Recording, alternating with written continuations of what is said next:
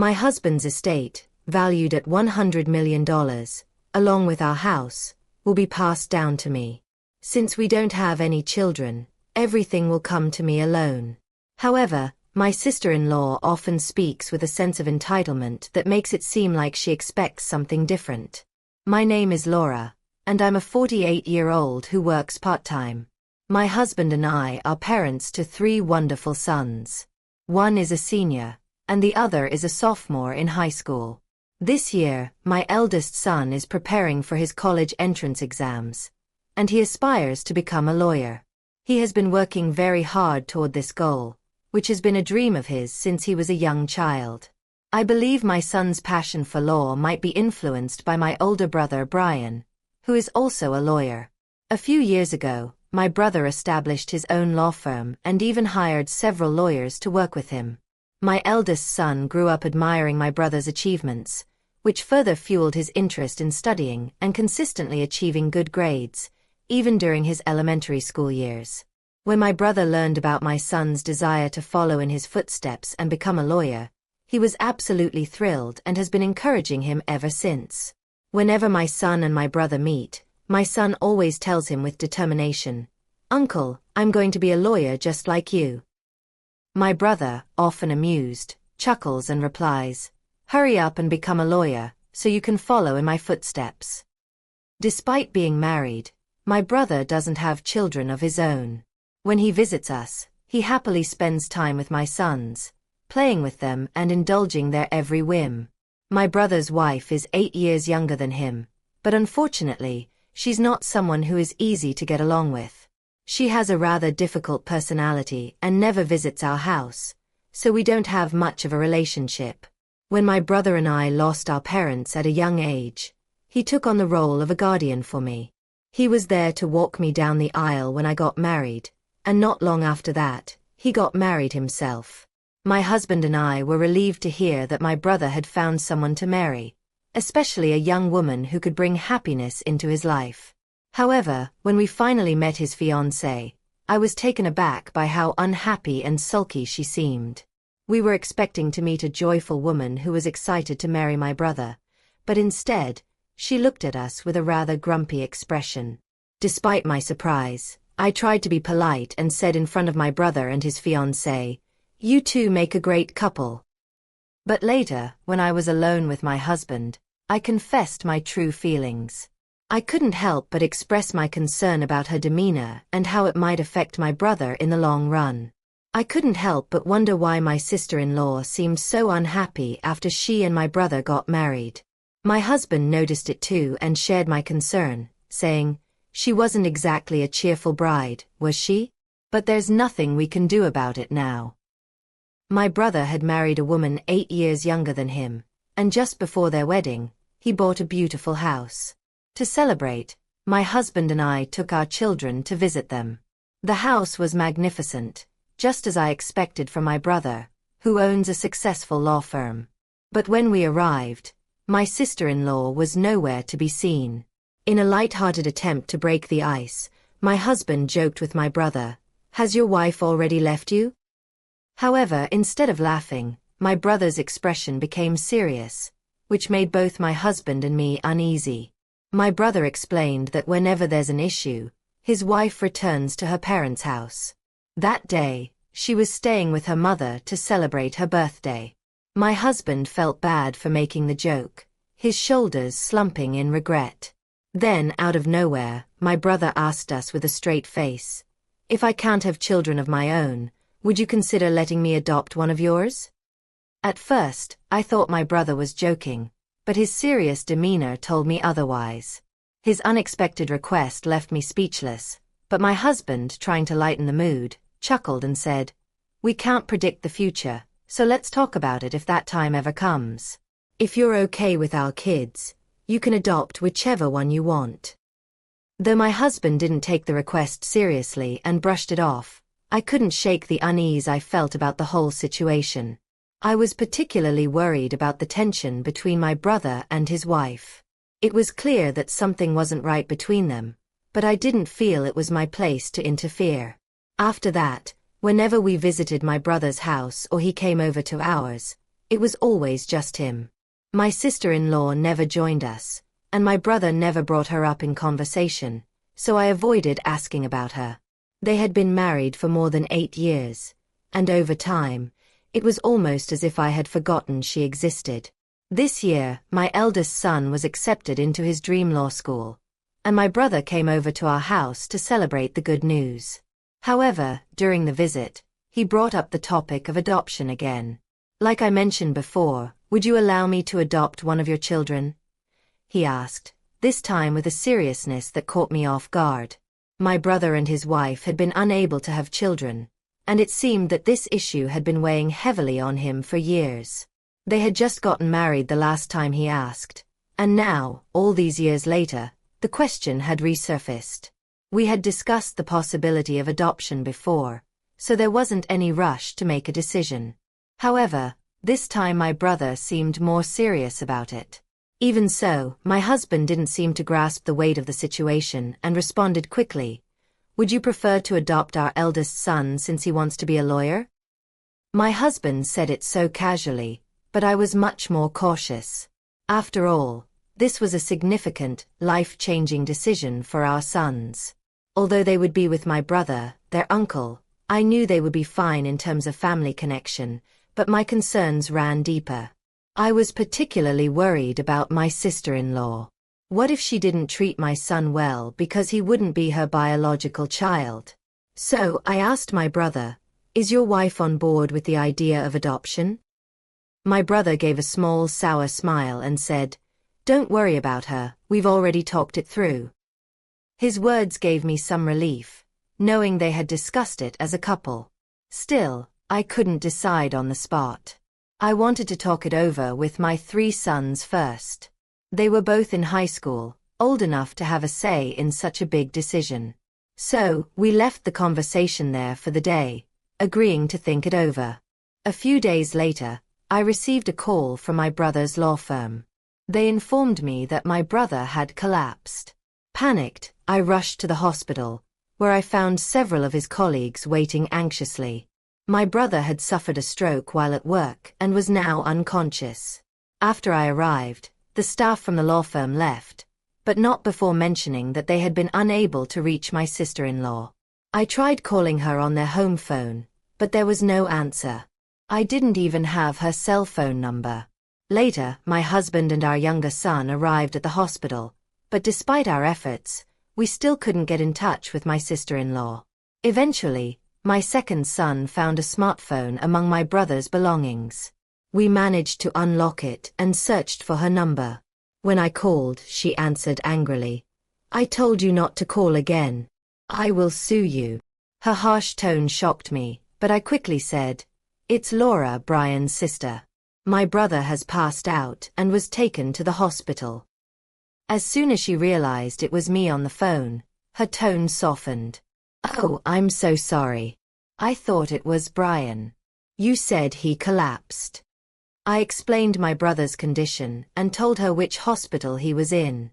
Surprisingly, she responded almost cheerfully. I can't come to the hospital right now because I have things to do, but please let me know if there are any updates. And with that, she hung up the phone. I couldn't help but wonder what could possibly be more important to her than being by her sick husband's side. It was clear that my sister-in-law wasn't going to be of any help, so we decided to take care of my brother ourselves. Since my eldest son had just finished his university entrance exams and was spending most of his time relaxing at home, he took on the responsibility of visiting my brother at the hospital every day on my behalf. Despite our efforts, my brother never regained consciousness and remained in critical condition.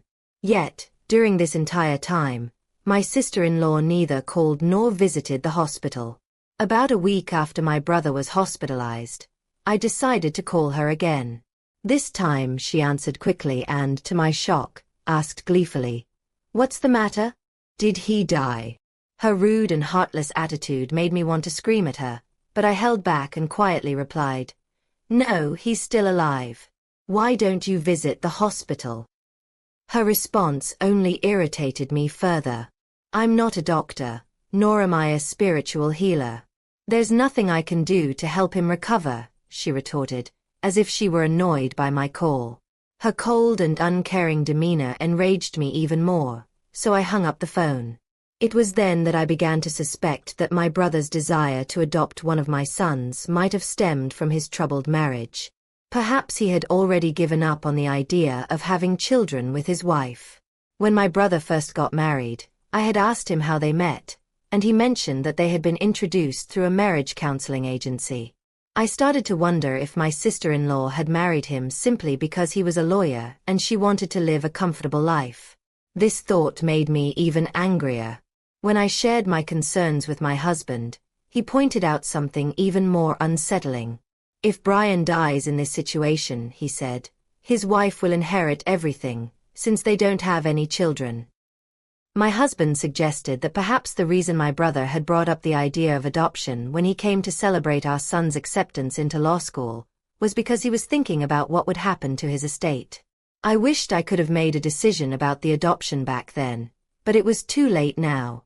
After my brother left that day, I casually mentioned the idea of adoption to my 3 sons. My younger son surprised me by saying he would be happy to be adopted. Unlike his older brother, he didn't have any clear goals at the moment and seemed to think that being adopted by Brian would give him an easy life. I had expected my eldest son, who looked up to his uncle and wanted to be a lawyer, to also want to be adopted, but his response surprised me even more. "I don't want to be adopted," he said firmly. "As the eldest son, I will take care of you, Mom and Dad." I was overjoyed by his words, but at the same time, I knew that my eldest son, with his ambitions to become a lawyer, was the right one to be adopted by my brother. It pained me that I couldn't complete the adoption process on behalf of my brother while he was unconscious, but there was nothing more I could do. I was left feeling disappointed and helpless, knowing that the decision was out of my hands. I had no interest in my brother's inheritance, but the thought of my sister-in-law getting even a penny of his estate made me uneasy, especially since she seemed to be waiting eagerly for his death. All I could do was hope for my brother's recovery, but sadly, that didn't happen. A few days later, my brother passed away, and I had no choice but to inform my sister-in-law. I called her and said, "My brother has passed away. Can we arrange the funeral?" To my surprise, she responded cheerfully, as if she had been waiting for this news. "Everything is up to you," she said, "but please don't involve me as a pallbearer. I don't want to deal with any formalities." Before I could even react, she quickly hung up the phone. With no other option, my husband and I took on the responsibility of planning the funeral. The staff from my brother's law firm were incredibly helpful, assisting us in various ways. My husband was also concerned about the future of the law firm, but it turned out that my brother had already taken care of everything. Although he was the representative lawyer, he had delegated the management of the firm to someone he trusted, ensuring that it would continue to operate smoothly as a corporation. Many people attended my brother's funeral, and so many wreaths were sent that they couldn't all fit in the hall. It was during the funeral that I truly realized how respected and admired my brother was. My sons also helped out at the funeral, but my younger son, in particular, was frustrated when he saw the presidents of major corporations, politicians, and other important figures in attendance. He muttered, "I knew I should have been adopted. I had no idea how amazing Uncle Brian was." My husband and I both understood his feelings of regret. He saw the influence and respect my brother commanded and felt he had missed an opportunity. I served as the pallbearer, but no one asked why my sister-in-law wasn't present, and no one even mentioned her absence. It made me wonder if we were the only ones who even knew my brother was married. My brother and his wife had never had a wedding ceremony, choosing instead to just go on a honeymoon. It's possible that even our relatives didn't know they were married. Seeing how things turned out, I almost wished they had never married at all. What kind of wife doesn't attend her own husband's funeral? I also regretted not agreeing to let my brother adopt my younger son sooner. I feared that now, my sister-in-law would take all of my brother's estate. But with the help of the law firm staff, we managed to complete the funeral arrangements. After the service, I invited everyone to my brother's house for a meal to thank them for their support. My brother will be able to rest in peace because of all of you, I said. We were all very sad, but it felt like a proper way to honor him. Just then, my sister-in-law made an appearance, wearing a flashy pink coat that was entirely out of place for the occasion. I approached her, sensing that she had deliberately chosen to arrive just as the funeral was ending. "Why are you here now, after everything?" I asked her. With a big smile plastered on her face, she raised her voice so everyone could hear. "My husband's estate, worth $100 million, along with this house, will all be mine. We don't have any children, so everything belongs to me as his wife." She spoke triumphantly, but to my surprise, a few of my brother's colleagues started chuckling. We looked at them in confusion, unsure of why they were laughing. My sister-in-law, clearly annoyed, glared at them and snapped, "What exactly are you laughing at? You're being so rude." One of the lawyers smirked and calmly replied, "We're laughing because we all know that you're officially divorced. We were aware of the outcome of your divorce settlement the day before he collapsed." I was shocked and blurted out, "What? You were divorced?" I looked over at my sister-in-law, whose face had turned from smugness to sheer horror as she stared at the lawyers who had just exposed the truth. Her teeth clenched, and another lawyer spoke up. "I also heard that you were ordered to pay alimony because your affair led to the divorce." "It's only fair." My sister-in-law, now furious, yelled back at the lawyer, "I'm not required to pay alimony, am I? There's no one left to pay." She tried to sound mocking, but it was clear she was out of her depth. The lawyer quickly countered, "The right to receive alimony will be inherited by Laura. She's the sole inheritor." It was only then that I realized I was indeed my brother's sole heir. With our parents gone and the divorce finalized, there was no one else. My sister-in-law seemed to realize this too, and she looked at me with a horrified expression, causing me to step back. But she wasn't ready to give up. She began yelling again, "Don't I get half of the estate now that the divorce is finalized?" One of the lawyers, looking dismayed, responded, "Didn't Brian already give you a settlement when the divorce was finalized? I have the receipt as proof. And by the way, the house was purchased before your marriage, so it's not subject to property division." Watching her being schooled by the lawyers was oddly satisfying, despite the tense situation. She seemed to remember something and suddenly chuckled. "There's life insurance," she said with a sly grin. "I'm still the beneficiary." Her audacity in the face of all this hostility was astonishing. She claimed that she had changed the beneficiary of Brian's life insurance to herself. However, the lawyer quickly shot that down as well. "Brian was a careful man. I'm certain he changed the beneficiary when the divorce was finalized." As I searched through my brother's belongings, I found the life insurance policy. My sister-in-law, who had been watching me closely, snatched the policy from my hands and quickly scanned it for the beneficiary's name. When she saw it, her face fell in disappointment, and she handed the document back to me. I glanced at it and saw that I was listed as the beneficiary. Realizing she was at a dead end, my sister-in-law suddenly blurted out her true feelings in frustration. "I married a lawyer because I thought he was wealthy, but all I've gotten is a small amount of money, and now I have to pay alimony. This was a huge mistake." One of the lawyers present, with a grim expression, responded, "Brian felt the same way. He regretted ever seeking advice from a marriage counselor. He admitted he made a huge mistake." My brother had never shared these thoughts with me, but it was clear he had been honest with his colleagues and subordinates. Unable to come up with a response, my sister-in-law stormed out of my brother's house, defeated. Later, she would be required to pay the alimony in installments, but without a job, she quickly found herself in a difficult situation. She started looking for work, but having never held a serious job before, she quit almost immediately. Desperate to find a way out, she re-registered with the marriage counseling agency, hoping to find another wealthy man to exploit for quick money. She did manage to find a wealthy man and convinced him that she needed money for marriage, but he soon realized her true intentions and reported her to the police. She was arrested for marriage fraud. A lawyer from my brother's law firm later informed me that, to be honest, no alimony had ever been paid to me. When I visited the lawyer to discuss it, he explained that with her recent arrest, it was unlikely I would see any alimony payments in the foreseeable future. Alimony was never my primary concern, though. I was more interested in seeing her face the consequences of her actions. I believe my brother would have agreed with me. I hoped the police would thoroughly investigate any other crimes she may have committed and ensure she was charged appropriately in court. After unexpectedly inheriting my brother's property, my family moved into the house he had left behind.